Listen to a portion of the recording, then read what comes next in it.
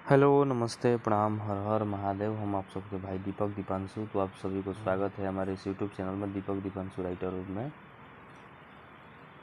तो आप लोग कैसे हैं? आशा न पूर्ण विश्वास करते हैं कि आप लोग एकदम ठीक होंगे और एकदम ठीक रहिए, मस्त रहिए, स्वस्थ रहिए। तो आज हम आप सबके लिए लेकर गए हैं विश्वकर्मा पूजा सॉन्ग 2024। तर्ज है हई बाहुबलिया, टुनटुन यादव के ट्यून पर यह सॉन्ग है। तो हमको आशा न पूर्ण विश्वास है कि आप लोग एकदम बहुत बेहद पसंद आएगा, एकदम अच्छा लगेगा।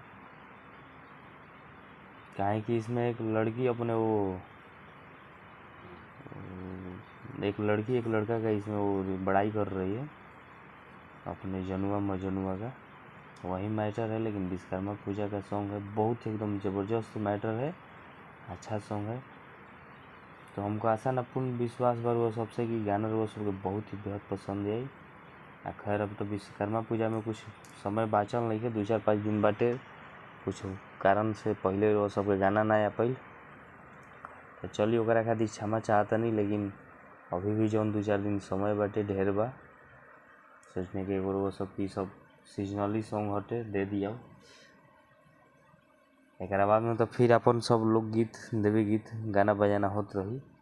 एगो भइला कि चलो विश्वकर्मा बाबा खातिर भी कुछ लिख दिया।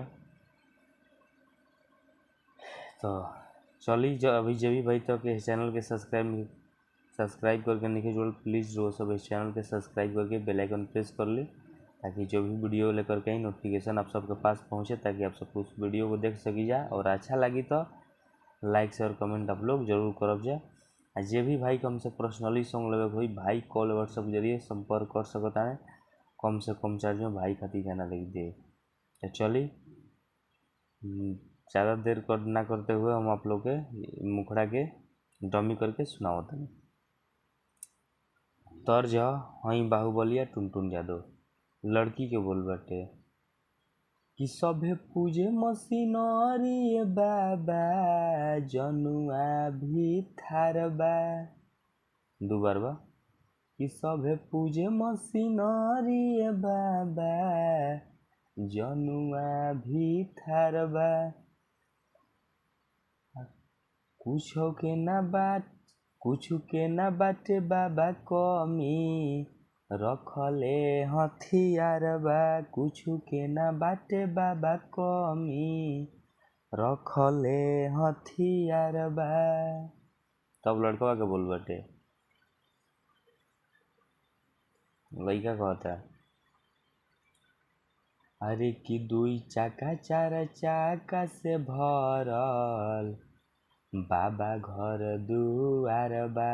दो बार बा कि 2 चाका 4 चाका से भरल बाबा घर दुआर बा। ए बाबा भरल घर दुआर बा, हमारा पस भए बाबा, कृपा तोहार बा। हमारा पस भए बाबा, कृपा तोहार बा। तो मुखड़ा रहा हई बाहुबलिया, टुनटुन यादव के ट्यून पर। रो सब की मैटर कैसन लागल, शब्द कैसन लागल, गाना कैसन लागल, रो सब जरूर कमेंट करके बतलाइब जा। अच्छा लगी तो प्लीज़ वो सब सपोर्ट करब जा, और अपने भाई के दीपक दीपांशु के और इस चैनल के एक बाद में कमेंट करके जरूर बतला देव जा कि हाँ कैसन लागल। तो चली नेक्स्ट सॉन्ग के लिए टाटा बाय बाय। जय हिंद, जय भारत, जय हो भोजपुरिया समाज, जय माँ सरस्वती।